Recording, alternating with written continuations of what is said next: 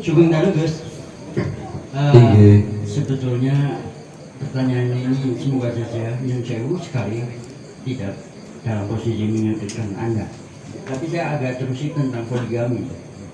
Karena hukumnya yang pernah saya dengar itu adalah adil. Nah, ketika Anda menduakan istri Anda, apakah itu sudah bagian bentuk dari rasa adil? Dan sejauh mana perasaan Anda menjaga perasaan istri pertama sehingga posisi seperti Anda itu adalah sudah adil? Bagi saya, karena kehidupan sebelumnya kayak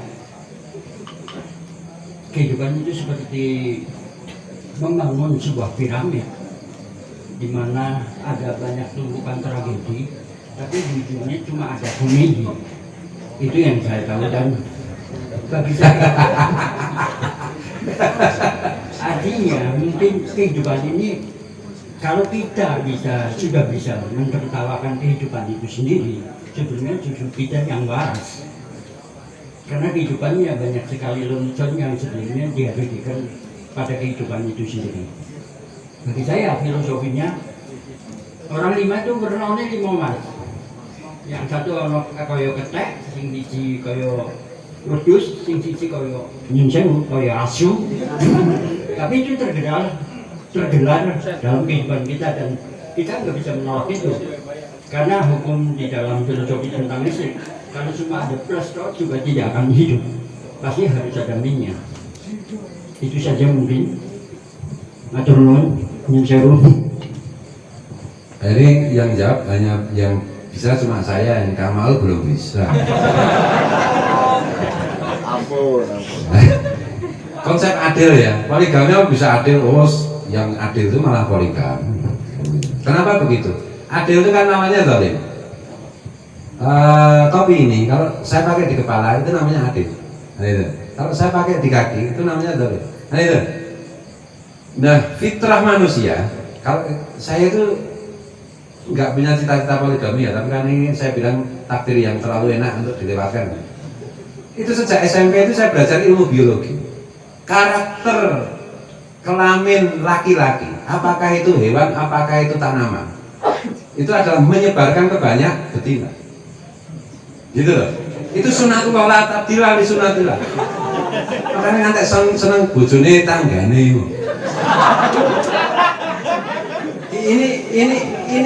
Ini sunatullah, ini hukum alam masalahnya.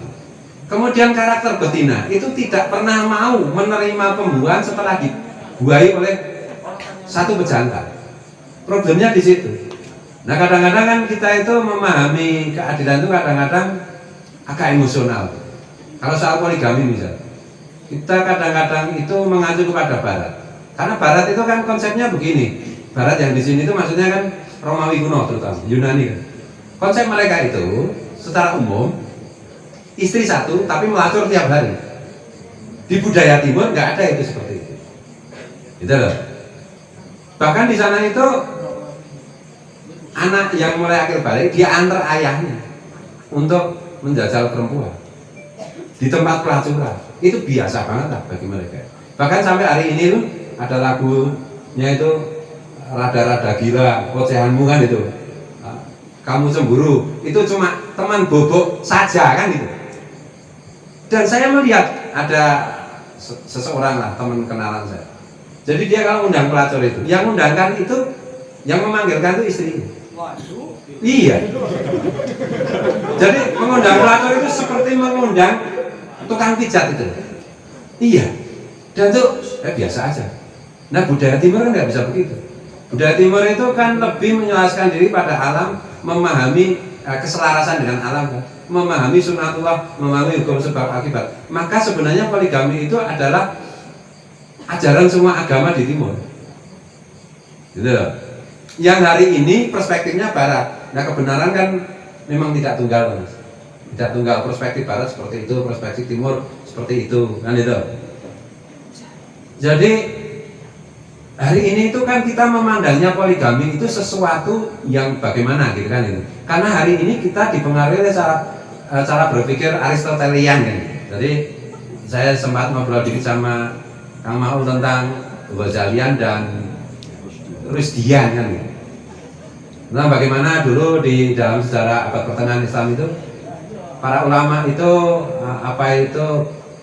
berdiskusi mengenai apakah metode berpikir Aristoteles itu perlu kita download untuk umat Rasulullah di belahan bumi timur atau tidak, karena ada konsekuensinya, termasuk misalnya cara kita berpikir yang disebut Aristoteles itu logik itu, sesuatu yang logik itu yang biasa kita lakukan itu membuat kita hari ini itu sulit sekali berkomunikasi dengan alam-alam lain, membuat begitu banyak antena dari diri kita itu non aktif. Zaman dulu itu biasa banget bercakap-cakap dengan alam lain, hari ini agak susah. Hari ini bahkan dianggap orang yang bisa bercakap-cakap dengan makhluk halus itu dianggap dikasih sebutan di barat itu dalam psikologi disebut indigo, padahal itu normal saja. Di timur itu kan orang bercakap-cakap dengan bukan hanya dengan manusia, dengan hewan, dengan pohon, dengan tanam, bahkan dengan tanah. Hari ini kan hilang. Nah gitu, makanya kritik-kritik tentang apakah poligami itu adil atau tidak. Nah, nanti kalau kriteria fikih itu yang penting adil itu sifatnya itu distributif, kan gitu, bukan komutatif, kan gitu. Yang penting adil, misalnya kayak anak kecil, kita punya 5 anak, yang satu SMA kita berikan baju besar, yang TK kita berikan baju kecil, itu kan adil, bukan sama besarnya, kan bukan, begitu juga kebutuhan istri. Nah, apakah saya menjahati istri saya, lawang yang mencarikan istri saya berikutnya itu adalah istri sebelumnya? Nah itu tanya, ada istri pertama ya, ada istri pertama dan ada istri ketiga. Saya ajak yang istri kedua dan keempat tuh punya bayi. Resiko punya istri banyak itu kan pada beranak aja kayak peternakan. Jadi istri kedua itu dicarikan oleh istri pertama. Nah itu membuat tim sukses untuk mencari istri kedua. Nah itu ya, dulu ya saya mau yang penting kan kriteria saya itu cuma perempuan seagama dengan saya, karena kalau tidak seagama nanti banyak masalah, kan itu. Dan mau, nah kita usianya mau 120 juga nggak apa-apa. Nah istri saya mencarikan yang 70-an, 80-an gitu. Ada niat jahat dikit ya, mungkin supaya saya keracunan. Tapi karena Tuhan tidak menghendaki saya keracunan, maka dipilihkanlah yang gadis. Kan itu, istri kedua kan gadis. Istri ketiga itu dicarikan kesepakatan antara istri pertama, kedua, dan anak-anak sudah mulai besar. Ini ada anak saya yang besar ya, kita agak besar lah, 2 kan. Tanya aja, kita rapat, aku mau ini perlu ini bapakmu ditambah ibu. Karena peternakan kita kok belum cepat. Nah rapat, kemudian siapa? Nah, itu kemudian oke gitu. Nah gitu loh. Jadi kita membuat tim gitu, tidak asal-asalan gitu. Kemudian istri keempat juga begitu. Ada banyak, kalau sejarah istri keempat ya. Ini istri saya itu terutama istri pertama, yang kedua, yang ketiga nggak terlalu kelihatan. Istri pertama itu gelisah, karena setiap saya ketemu orang itu mau menyodorkan anaknya untuk saya nikahi, dan itu nggak main-main karena bisa menyangkut perasaan yang kuat. Ada seorang kiai, ada seorang habib mau menikahkan saya dengan putrinya Syarifah, belum itu berkali-kali. Ada janda yang melamar, jadikan saya timmu, kan itu. Sampai istri pertama dia, wah gantengnya kayak ini mas saya.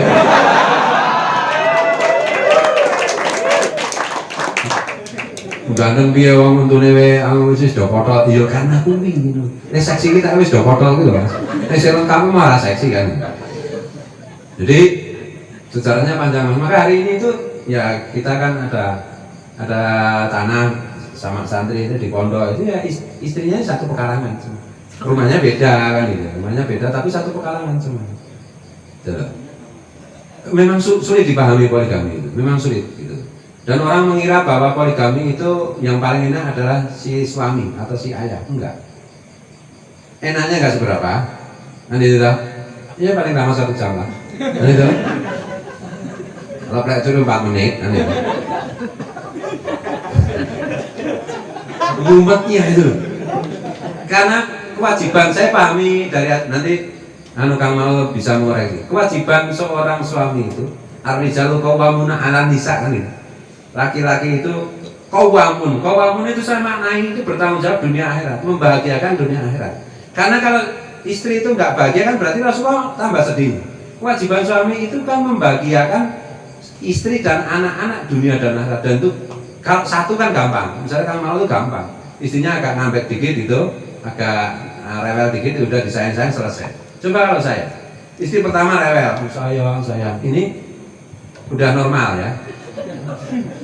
Lihat istri kedua, ya begitu lagi, sayang, normal kan itu. Istri ketiga juga begitu, sayang, normal. Nah istri keempat juga begitu, sayang gitu. Ini selesai normal, ternyata lihat istri pertama udah kayak gitu lagi. Kan habis saya waktunya. Wahnya mas, asli. Dan resiko berikutnya itu rambut rontok semua. Pusing loh mas. Satu pusing, dua kan dilus-lus. Istri pertama ini, istri kedua brodol apa mas? Biar tenang ya. Aku biar ini rambutnya ketal ya. Apa itu? Lebat. Ya namanya kalau iklan sampo kayak saya menang aku lah. Rambutnya. Bosnya ini brodol kabeh mas. Iya, si jiwe hanya itu pun. Maka jangan berani-berani kalau mau punya istri lebih dari satu. Brodol rambutnya. Harus agak panjang itu kalau membicarakan keadilan. Jadi sebenarnya itu apa ya keadilan? Ya sama kan dengan aku memandang istri itu kasih sayang itu sama dengan istri, dengan teman, dengan adik, dengan kakak, dengan anak. Apakah anak satu itu adil, anak dua itu tidak adil? Enggak juga. Cinta itu cuma satu mas. Tapi bisa ibarat peluru itu pelurunya cuma satu, tapi bisa nembus siapa saja kan itu. Bisa satu, bisa empat kan itu. Itu tinggal bagaimana kita membidikkan peluru kan itu. Nah canggih itu di papat itu. Canggih ning jireh di siji. Anu lah. Sorry ya. Masih diskusi tentang itu kita harus mengalami supaya memahami. Kita harus mengalami supaya memahami. Dan sejauh yang saya lihat ya mas, ini fakta ya. Karena kadang-kadang kan begini, prasangka, ini kan sebagian dari prasangka itu dosa. Maksudnya dosa itu takwilnya salah satunya adalah keliru kan itu. Kalau istrinya itu lebih dari satu, itu nanti istri pertama atau istri kedua itu jadi korban. Korban itu akibatnya secara fisiknya akan kelihatan. Akan cepat tua, cepat mati. Nah itu, cepat tua, cepat mati, sakit-sakitan. Kan itu. Nah, coba lihat istriku itu. Istri pertama aku kan dengan saya lebih tua dia. Aku dulu manggilnya tante. Ya cuma terpaut 3 bulan. Aku faktual ya. Coba istriku itu jajarkan dengan perempuan-perempuan yang tahun dan bulan kelahirannya sama. Di foto jebret, nanti yang kelihatan lebih muda siapa? Oh istriku, karena dia bahagia, kan itu. Iya. Makanya saya itu sambil guyon sama santri-santri gini. Aku gampang kok, kamu itu bisa membahagiakan istrimu atau enggak itu gampang. Waktu gadis istrimu seberapa cantik? Setelah menjadi istrimu tambah cantik atau tambah buruk. Kalau tambah buruk berarti tidak bahagia. Berarti kamu laki-laki pecundang. Saya gitu aja. Iya. Karena kebahagiaan itu akan memancar dalam diri kita. Gigi bisa lepas, rambut bisa putih, tapi aura pesona itu akan naik kalau kita bahagia. Kan itu.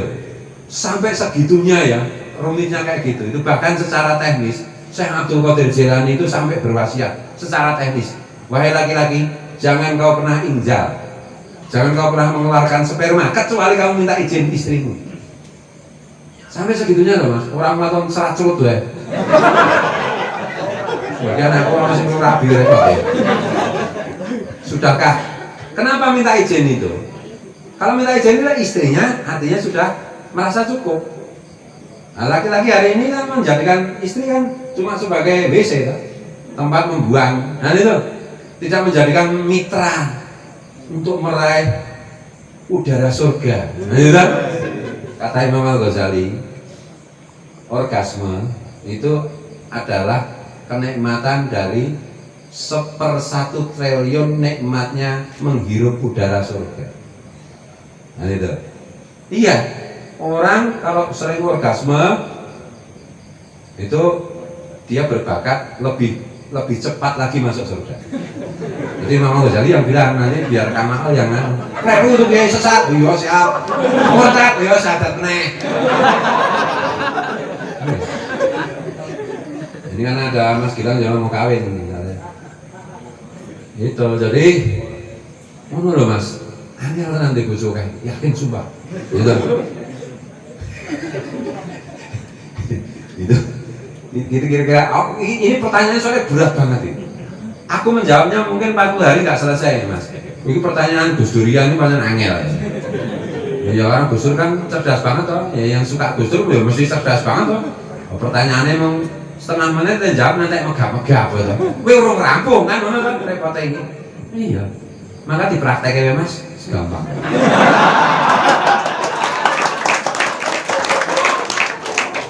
Usiaku itu hari ini alhamdulillah 51. Tapi banyak orang mengira usia saya itu 70 tahun. Banyak orang mengira saya itu usianya lebih muda dari itu. Ya karena banyak minum susu kan gitu toh. Nah, itu humornya kayak gitu Mas. Wah yang tenang Mas menjelaskan tentang aku paham atas pertanyaan itu dan aku agak kesulitan menjelaskannya karena jenengan bukan pelaku. Begitu. Kecuali sudah melakukan. Nah bedanya punya istri banyak dengan selingkuh itu bedanya begini. Atau melacur itu bedanya begini. Kalau istrinya banyak, itu kita melakukan aktivitas memanifestasikan kasih sayang itu dengan sepenuh hati. Tapi kalau misalnya kita selingkuh, itu keburu ketahuan. Nah itu.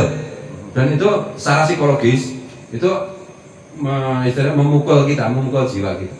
Melacur balasnya begitu. Saya itu belum pernah melacur Mas.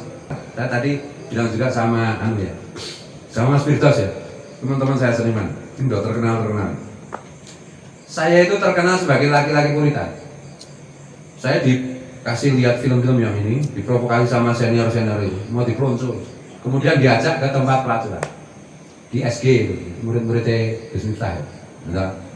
Kemudian di Pasar Kembang. Tapi setiap saya ke situ tidak pernah terjadi hal yang enggak. Kenapa? Saya digratis. Teman saya malah ibunya itu adalah punya pondok pesantren di komplek itu. Ya santrinya harga 1 juta, 2 juta. Saya suruh milih dan gratis dan bahkan mau dibayar kalau saya mau melakukan. Tapi apa yang terjadi? Ketika misalnya ini umur 18 tahun. Begitu ketemu, kan saya sudah ngombe minum apa ini? Dikasih minuman yang menguatkan itu, otot kawat balon besi itu. Jadi sampai lidah aja tegang gitu, bukan hanya ini, semua tegang. Kemudian mixagrip. Kemudian tadi itu dulu masih video, sekarang pakai HP. Dulu itu video, itu loh pakai, wandel banget tuh pas itu serot, kan gitu. Kan gitu. Nah, begitu ketemu pelacur itu, tiba-tiba itu pelacur itu ada andeng-andeng tahu ya, tai lalat kecil gitu, tak itu langsung ini adik saya.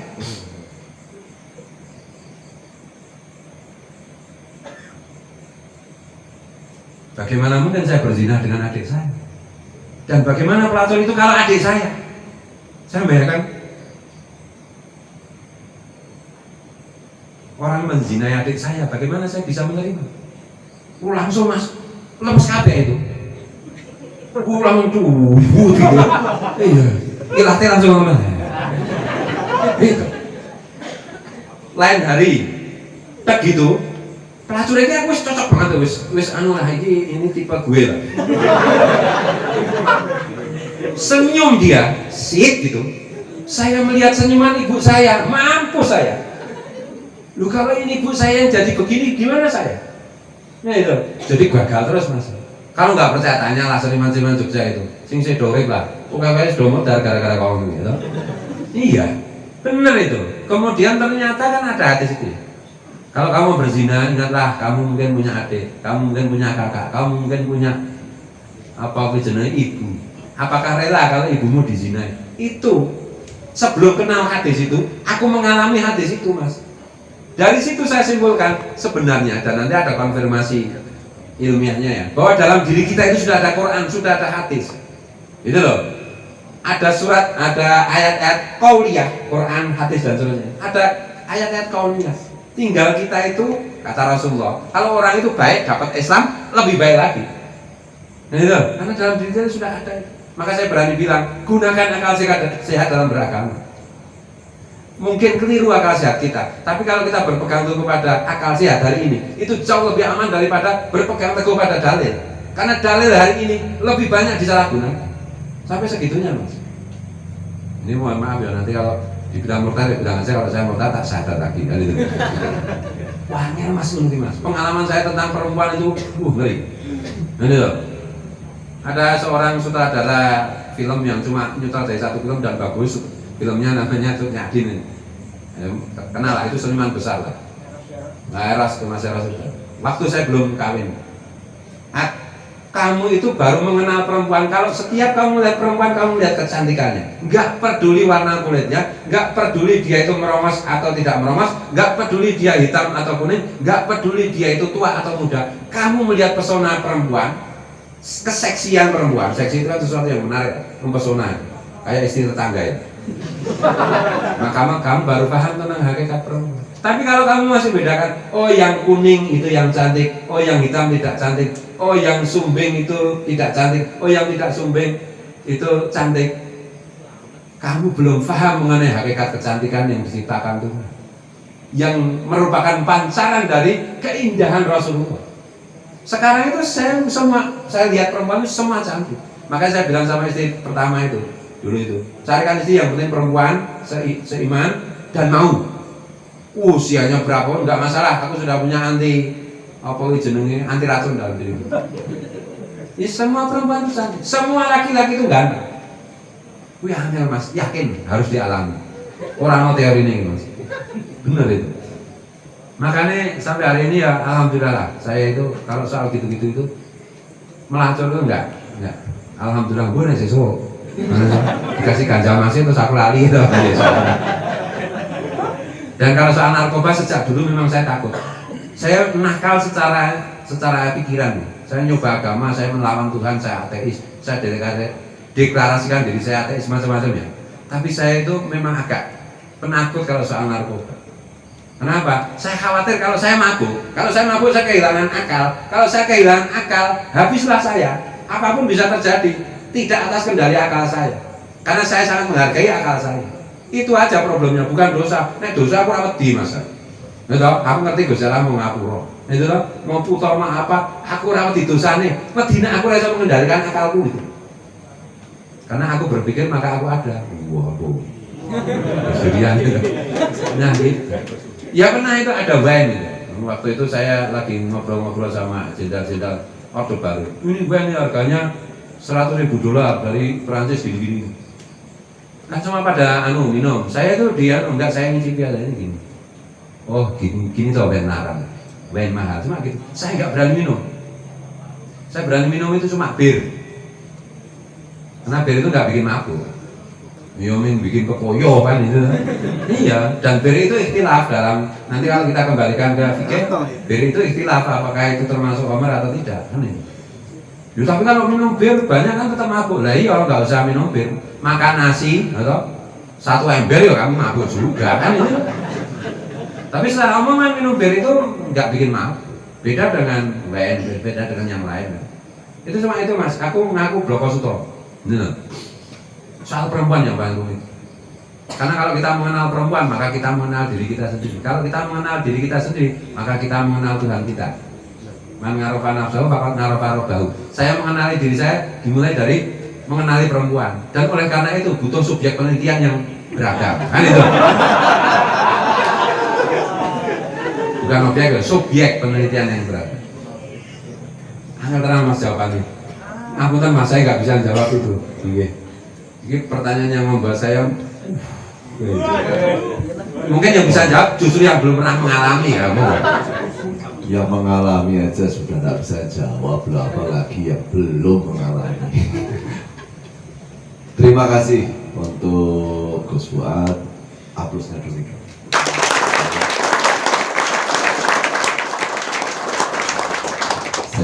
Apa juga untuk semua yang hadir.